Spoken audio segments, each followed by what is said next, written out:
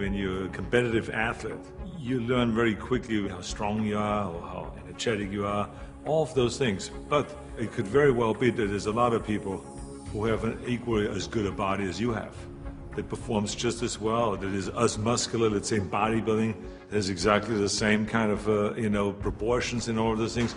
So the question really is what puts you over the top?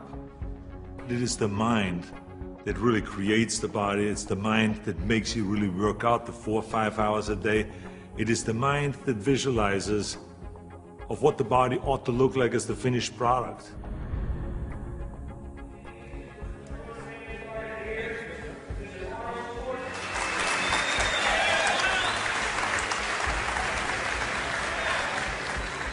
Hello everybody.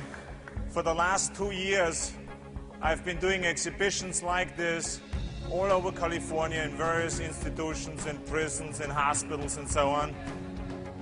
And I've been having a great time, and it's a very satisfying thing for me to do, to spend one day every month to come to one of those places and to help the guys with their training and so on.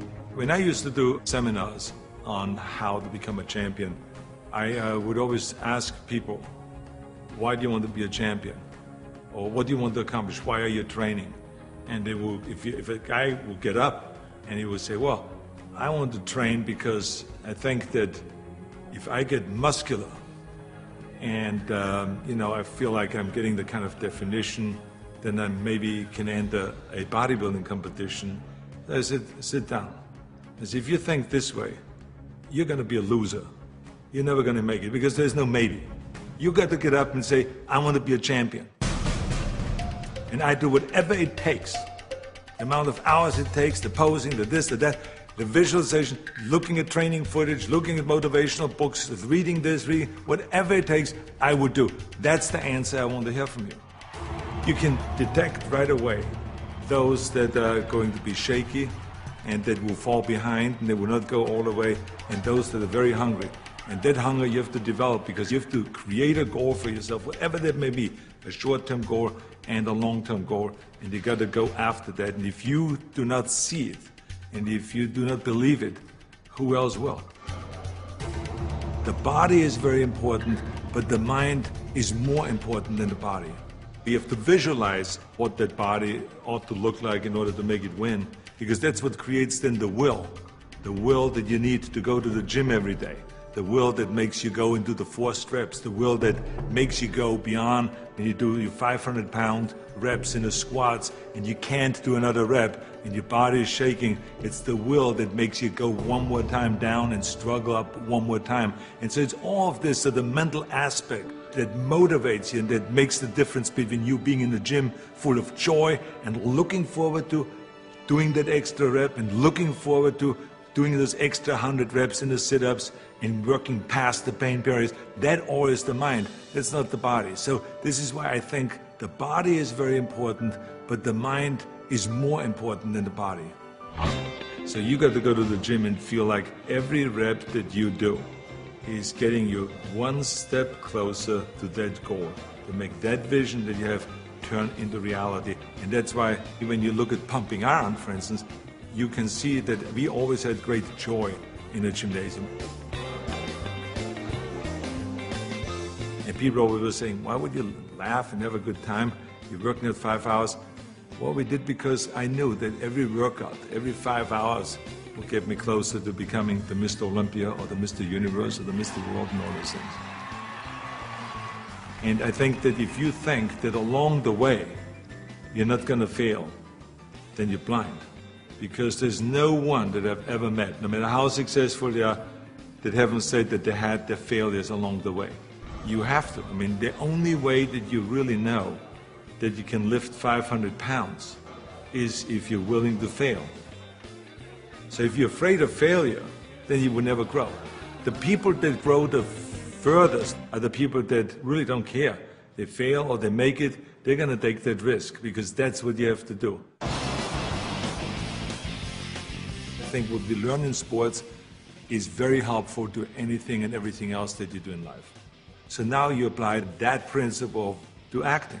And you say, well, wait a minute, I put 5 hours in every day in working out, I did my posing 1 hour a day, I did my stretching and this and that, and all of those kind of things. So now, let me apply the same thing to my acting career. Let's go to acting class every day. Let's go and work on the accent, the same amount of time, with the same will, and let's visualize what am I shooting for? Okay, I want to be another Clint Eastwood. I want to be another John Wayne. I want to be another Kirk Douglas, all those great heroes that I admired as a kid. So that's what I'm going after. And that same principle works, even though there's so many people around that say, no, you will never make it, because you have an accent, your body is too big, and your name Schwarzen, Schnitzel, or whatever, who can pronounce that? But you know. It doesn't matter if anyone else knows, and if anyone else believes in it, but you know. And that you know that principle of visualizing yourself as a star will work, and all you have to do now is go towards that vision. I've retired from bodybuilding in 1975, and I signed a series of Conan movies. Here I was, big studio behind you, budget $20 million, of course, which was in those days is an equivalent of today, $150 million. I was going to Australia to be a judge at the Mr. Olympia competition. But then all of a sudden, I thought, I should compete.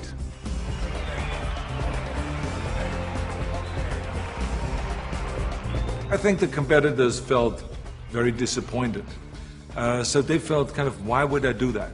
Why would I take that trophy away from them when I have everything else on the plate? And so I think there was disappointment there. And, I just felt, well, that's something that I need to do. I felt very strongly about it, and so I competed. So now you apply that principle in my political career. This historic election has come about because there's a tremendous disconnect between the people of California and the leaders of California. I'm running for governor to lead a movement for change. I want to be the people's governor. I will work honestly, without fear or favor, to do what is right for all Californians. Join Arnold and let's bring California back. People see me as a big action hero on the screen, and they expect the same kind of bigger-than-life action in reality. That's why in my political career, people always say to me, well, but this is politically risky to go and start, for instance, talking about prison reform. People don't want to go and even talk about that. So I say, well, maybe it's politically risky, but in the meantime, we have 172,000 prisoners in facilities that are built for 100,000, and something is going to break, and something is going to happen. I want to fix it. I feel very strong that I can bring people together. I feel very strong that I could unite Democrats and Republicans, all of those things. And I knew exactly what needed to be done to turn the economy around, to bring jobs back, to bring businesses back, to reform, workers' compensation, and to do all of those things. I knew there's certain things that we have to do to turn the economy around and to make people in California feel like that this is, in fact, a golden state. And true enough, after I have announced, and after I ran, and after I won, all of the things that I've planned became a reality. I always use bodybuilding as an example for a lot of things that I do. If it is talking about the budget, if it's talking about the environment, if it's talking about prison reform, somehow I always get in my experience of what I've learned in bodybuilding and then somehow tie it in of what I'm doing today. I have learned a tremendous amount, and every day still is a learning experience.